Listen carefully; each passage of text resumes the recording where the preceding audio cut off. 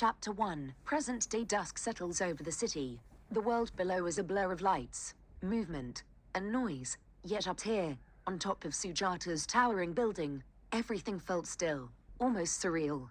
The sky stretched wide above, painted in deepening hues of amber, violet, and crimson as the last remnants of the day surrendered to the encroaching night. Sujata stood at the edge of the rooftop terrace, her figure silhouetted against the expansive glass walls of her high-rise empire.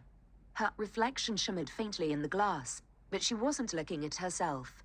Her gaze was locked on the city below, a city she had fought so fiercely to conquer.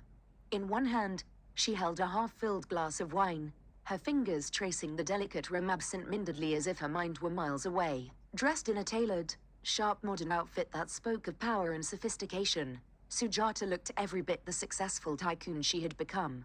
Yet, beneath the polished exterior, her thoughts raced in a whirlwind of past struggles, present battles, and future ambitions.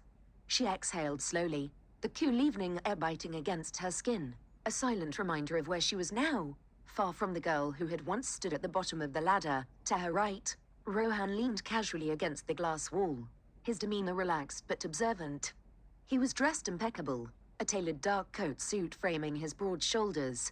A glass of wine, identical to Sujata's, rested in his hand.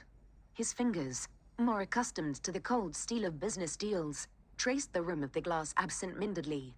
He was comfortable in this space, with her, but there was a quiet tension that lingered between them, a tension born from years of partnership, shared success, and untold stories. Rowan's gaze followed Sujata's, sweeping over the city lights below, watching as the skyline seemed to sparkle like a galaxy in motion.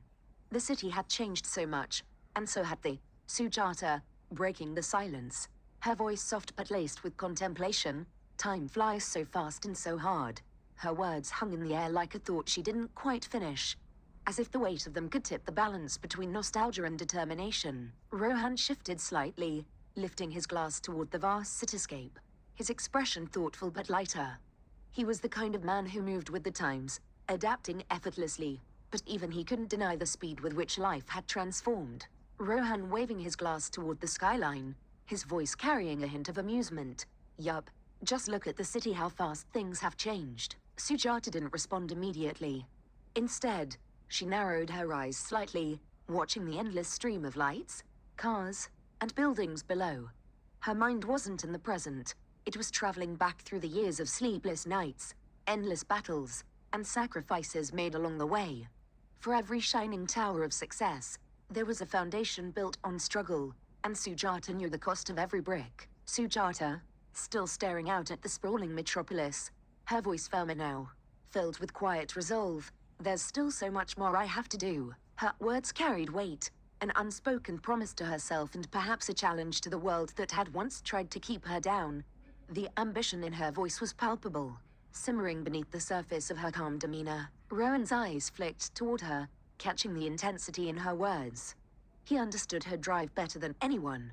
He had seen the relentless pursuit of something bigger, something beyond the surface of wealth and power. He knew her battles weren't over. In many ways, they were just beginning. He took a slow sip of his wine, letting her words settle between them. Rohan with a faint smile, his voice low but understanding. Knowing you, there always will be. Sujata glanced at him, their eyes meeting briefly, and for a moment, no words were needed. They had come far, but the road ahead was still long. The city below, with all its glittering lights and noise, seemed to reflect the battles they had fought and the ones yet to come.